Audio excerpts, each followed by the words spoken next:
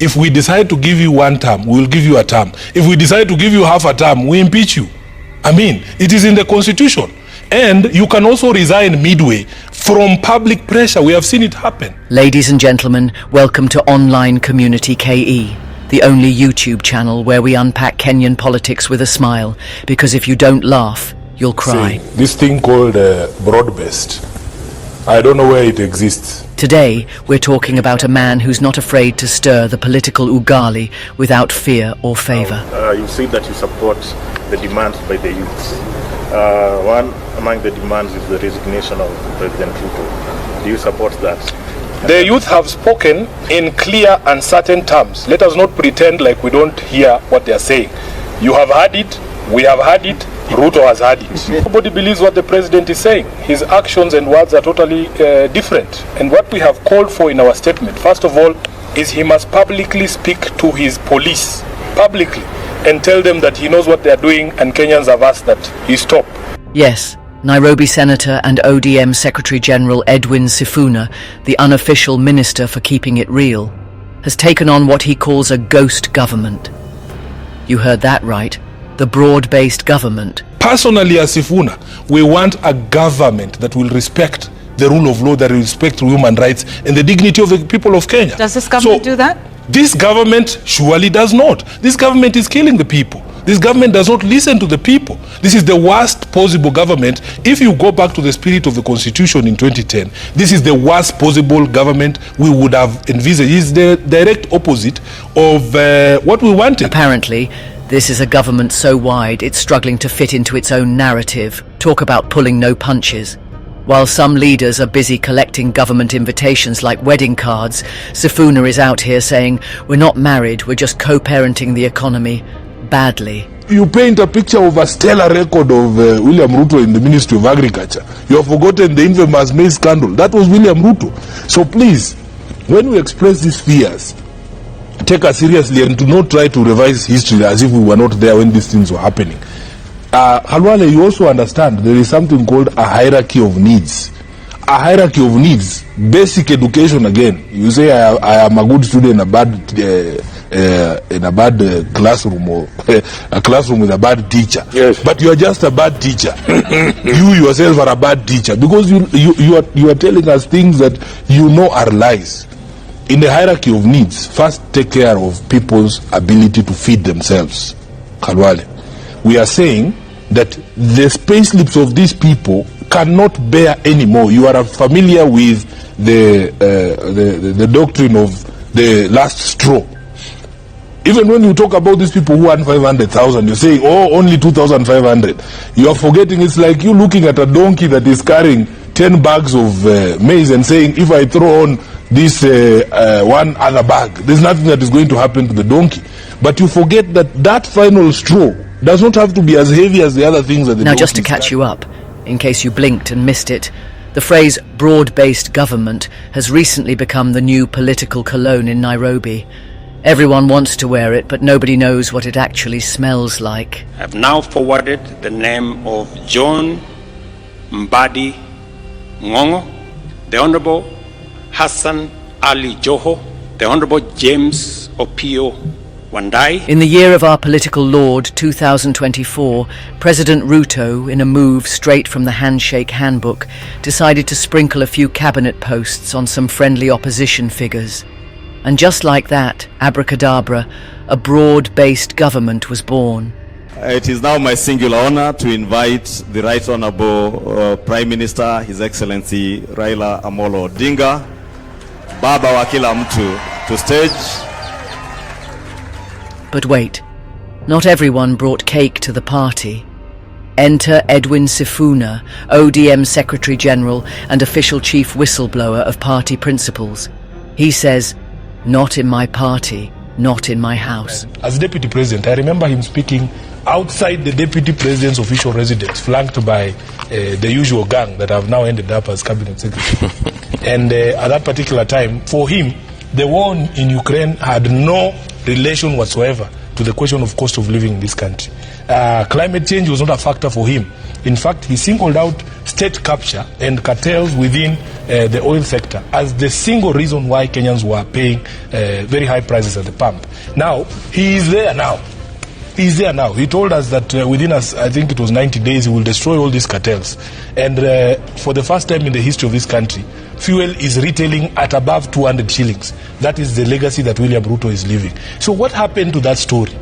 Where is the sense of responsibility? Will we see Ruto come and say sorry to the Mwananchi, to the Wanjiku, to the boda person and the Mamamboga, that I lied to you? And that, as David Ndii says, you are fools to have believed my lies. And that now, because, you know, they also claim to be very prayerful people. At the very least, will we see some penance, that they will go for repentance? Can we call a crusade? You know, they like those things. For national repentance for the people who found themselves in power through false pretenses. Can they come to Kenyans and own up and say, yes, we did, we say, these are things he said. Sifuna says what's happening is not a coalition, just a few ODM uncles and aunties moonlighting in Kenya Kwanzaa. It's like showing up to someone's birthday, eating all the nyama choma, then insisting you're not really at the party. I want William Ruto to know that his removal from office is a national priority agenda. It is the only agenda, because his government is totally opposed to everything that this constitution stands for. And I want these people to be bold. Don't be bullied. You don't have to. He wants to push you into a corner where you're discussing markets. Tell Albert Ojwang about markets and roads. In my ranking, removing Ruto is top. It's even higher than getting a second terminal at JKI or dualing Malaba to Mombasa. Now, this brave stand hasn't come without consequences. Some ODM insiders are furious. George Aladwa has threatened to show Sifuna the exit faster than a guest who overstayed at a Luo wedding. All this because the man refused to dance at the political wedding. Yeye anakubaliwa na tuwezi zuia mtu kuongea, lakini yale alisainiwa pale KCC ndio sisi tumeshikilia mpaka wa leo. Na tunaunga broad-based mkono 100%. Hapa tuondoki. The spokesman of the party is usually the Secretary General. So Sifuna, when Mr. Sifuna speaks, he's speaking on behalf of the party. Mahali tumefika Kenya hii, hakuna haja ya maneno tena. Mahali tumefika Kenya hii, we want action, we don't want words. Na nataka niseme, for me, ukiniuliza kama Sifuna, ule mkataba tuliandika na UDA is of no use as I speak today. Haina kazi hiyo mkataba. Kwa sababu inawezekanaje tunaandikishana tuseme hamtaua vijana. Kijana anachukuliwa kutoka kwao, anapelekwa mpaka Nairobi, anawao kwa sel. Juzi tumeona wengine wawili wamechukuliwa Elgeyo Marakwet. Wamepigwa, wamekatwa mikono, wamerushwa kule Nakuru. Mwingine amekufa kwenye police station ya Katitu hapa juzi. Na ndio maana nasema hiyo mkataba haina maana. Mahali imefika, it doesn't matter what else Ruto does. It doesn't matter what else he does. That agreement is dead. It is dead. The only way you can breathe life into that agreement ni urudishe uhai wa Albert na vijana wengine ambao wameuawa hapo mbele. Hatutashinda kila siku kuongea. In most cases, he is the spokesperson in a general context of the party. But unless he's reading a statement which has been authenticated by the party, then that is the position of the party. Otherwise, when he addresses the press, he could be addressing it as Senator of Nairobi or in his personal capacity. I am sure he was not addressing it as ODM because we did not send him. I am sure that he was addressing as Senator of Nairobi, which involves everybody, including people in Kenya Kwanzaa or these other people. But I think he needs to be understood within the context that I've said. But here's the kicker. Sifuna says he has no interest in cabinet positions, not now, not ever. And honestly, that might be the most shocking thing he's said so far. No tender, no appointment, no parastatal. In this economy, imagine that. An elected official focused on service instead of selfies and government vehicles. Folks, we might need to update the constitution to include this new species of leader.